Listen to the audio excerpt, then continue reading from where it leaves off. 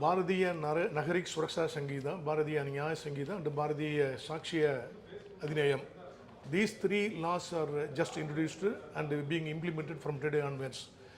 There are certain pros and certain other cons also. The positive aspect of these major criminal laws is that an aggrieved party can lodge a complaint through online. He can file a complaint through electronic media. This is a welcome aspect. And if the offence is committed elsewhere other than the local jurisdiction, even now he is empowered to give a complaint. So there is no territorial jurisdiction so far as a police station is concerned. Even if the offence is committed elsewhere, even suppose for example if it is committed in Jammu and Kashmir, after returning back to Tamil Nadu, a person may be enabled to give a complaint to the local police station. So this is otherwise called as a zero FIR. That means irrespective of jurisdiction, any aggrieved party can give a complaint to the local police station. Even he need not go to the police station for lodging a complaint. He can send the complaint through online. And if the offence is punishable up to 7 years of imprisonment, then the police officer may conduct a preliminary inquiry whether to proceed further or not. After ascertaining that the particular offence has been definitely committed, then he may conduct a further inquiry. And if a person is concerned in an offence for which the punishment is up to 3 years of imprisonment, and if the person has completed 60 years of age and he is infirm, then for arresting such a person, the investigating officer has to get prior permission from a police officer not below the rank of a deputy superintendent of police. A person is concerned in a murder, dacoity, robbery, rape, or drug trafficking, or offence against the crimes against children or the women, and he is repeating the offence and escaped from the custody of police, then the police officer feels that there is a reasonable ground that the person is to be necessarily handcuffed. He can use his discretionary power, he can handcuff.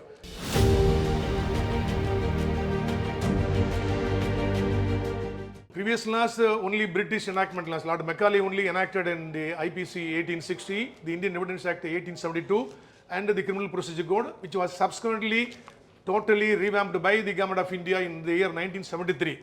Here, only 10% of those British laws were actually amended now. Maybe certain few sections are deleted, few sections are inserted, and in few other sections certain amendments were made. Otherwise, 90% of the earlier laws as such it is pasted here.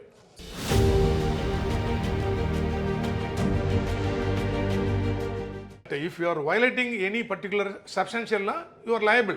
You are an accused. But actually, one aspect everybody feels is that the police is given enormous power in handcuffing a particular individual, in seeking the police custody for a period of 60 days or 40 days. That is enormous power.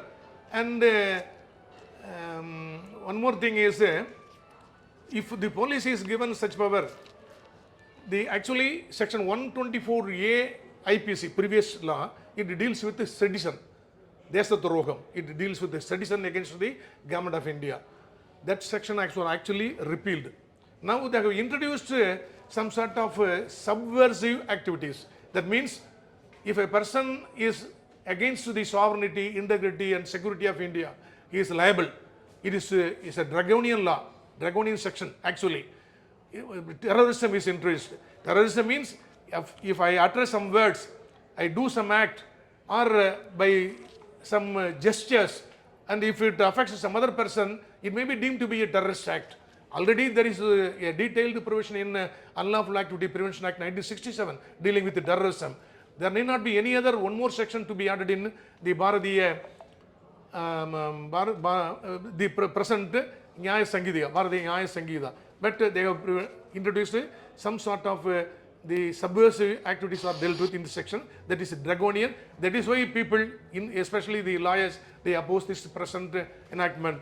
My observation is that this is a good law, but it needs some sort of furthermore deliberations with various experts.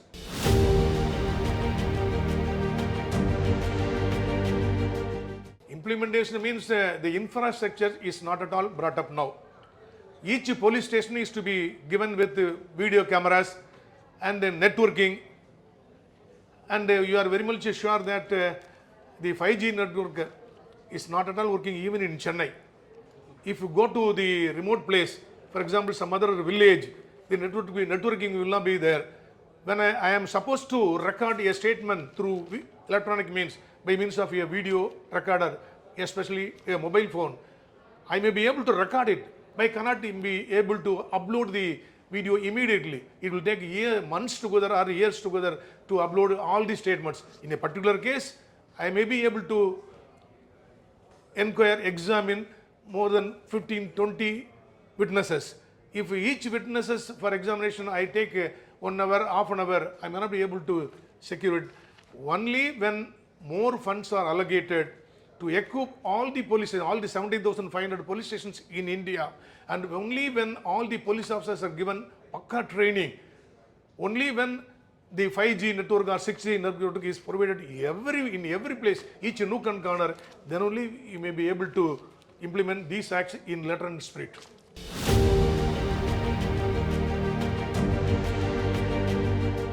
The general public, they feel that these enactments were made in the absence of, actually passed in the absence of the opposition MPs or in the absence of wild deliberations. These enactments were made only to punish or only to suppress the voices of the opposition. That is not the case. That is not the case. They want to change it, okay, change it. There are more pros, okay, it is welcome, but certain aspects are to be again rethink. Then otherwise there will be fear psychosis among the public.